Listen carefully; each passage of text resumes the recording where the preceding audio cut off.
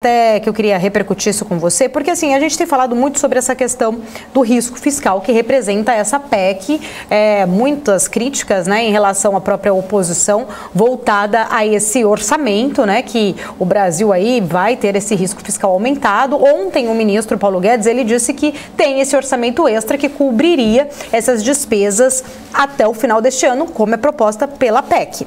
Eu queria entender, porque muita gente fala que essa PEC ela abre precedentes para que isso seja também feito mais facilmente das próximas vezes, abre precedentes, né, para futuros governantes fazerem várias PECs aí, como a gente tem visto que ultimamente têm sido feitas.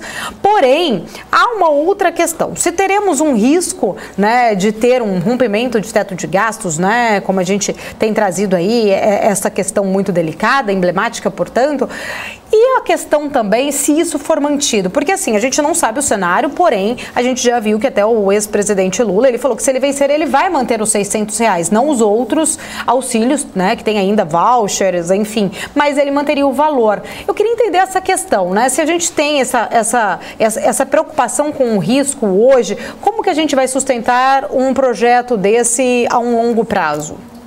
Então, esse é um ponto fundamental, Paula. Do ponto de vista quantitativo de valores, a PEC não traz uma grande preocupação para este ano. Por quê? Porque provavelmente a gente fechará com superávit primário, a dívida pública diminuiu bastante, a arrecadação aumentou, a atividade econômica também melhorou, aumentando a arrecadação. Aliás, inclusive, isso tudo foi reconhecido num relatório que saiu ontem da agência FIT, mostrando esses avanços. Então, do ponto de vista quantitativo, ok. Qual que é o grande problema? E aí é a sua ótima pergunta. É do ponto de vista qualitativo. Então, abre-se um precedente na mudança de regra de teto fiscal. E é uma âncora que o mercado adotou, que o governo adotou e o mercado abraçou e achou muito positiva para o país, iniciada lá no governo Temer, para a gente ter um Estado mais saudável, um Estado mais eficiente, com menos gasto público, sobrando dinheiro para a infraestrutura, sobrando mais dinheiro também para o setor privado. Quando a gente acaba com essa âncora, quando a gente ou flexibiliza ela, é um problema, porque na prática a gente está falando o seguinte: olha, sempre quando tiver algum tipo de problema fiscal, o governo precisar gastar mais, o que se faz? Dá um jeitinho na regra e o governo gasta mais. É o jeitinho brasileiro na regra fiscal. Você tem um outro problema aí também. Houve um aumento de gastos para 2022 com o aumento do auxílio, por exemplo, do Auxílio Brasil. A questão é qual político que ganhar a eleição vai ter a coragem de diminuir esse valor? Dificilmente, porque uma vez que a população ganhou esse benefício, para você tirar depois, falar, olha, foi um benefício de curto prazo e eu estou tirando, do ponto de vista político, isso é muito ruim. Então fica muito difícil qualquer político voltar atrás em relação a isso. E pode ser pior ainda, pode ser que queira aumentar ainda mais o valor. Então é uma situação mais complicada, não tanto pelo aspecto de valores, pelo aspecto quantitativo, mas pelo precedente qualitativo, né? O afrouxamento da regra institucional. Fica uma espécie de uma mensagem que é assim, ó, no Brasil a gente cria uma regra para ser cumprida, mas quando a gente precisar gastar mais, a gente dá um jeitinho na regra e gasta-se mais. E esse é um problema crônico do Brasil, não só no aspecto fiscal, mas eu diria, acho que até na sociedade brasileira, essa quebra da regra, esse jeitinho que a gente acaba dando, e isso, claro, tem suas consequências e é por isso que o mercado acabou reagindo mal em relação a PEC dos precatórios. Os precatórios não, desculpa.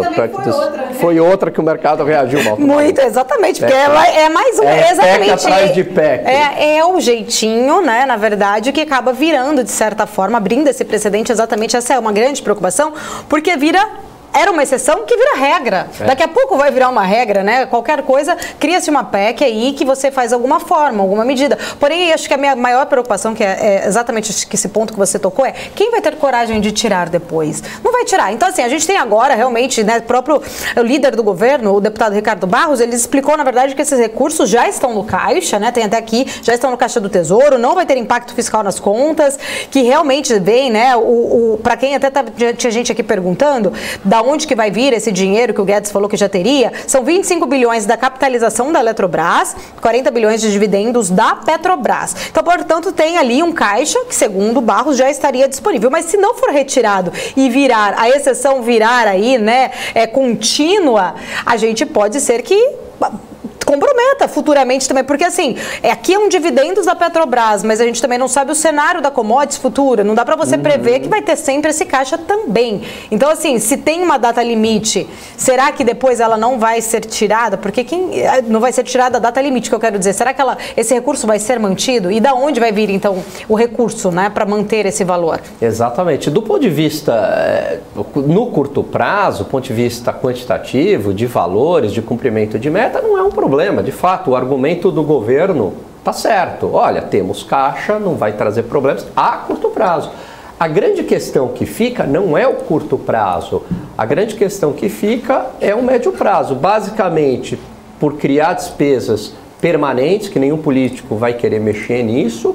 E o segundo ponto, a flexibilização de regras, sempre quando for necessário, dá-se um jeito. E aí qualquer governo pode flexibilizar as regras. E é isso que o mercado não quer. Ele quer que a regra seja cumprida. A gente conquistou bastante uma credibilidade em relação à inflação a partir do momento que a gente parou de flexibilizar, né? A partir do momento que a gente teve um comprometimento com o combate à inflação, que inicia-se no plano real e depois avança-se com o sistema de metas de inflação. Então esse que é o ponto. O mercado quer uma âncora e quer que essa âncora não seja flexibilizada. Tá certo. Depois eu vou falar um pouquinho mais até das curvas de juros, né, para entender mais o impacto disso, né, nesse cenário. Mas deixa eu trazer aqui, Gani, você vai gostar agora para a gente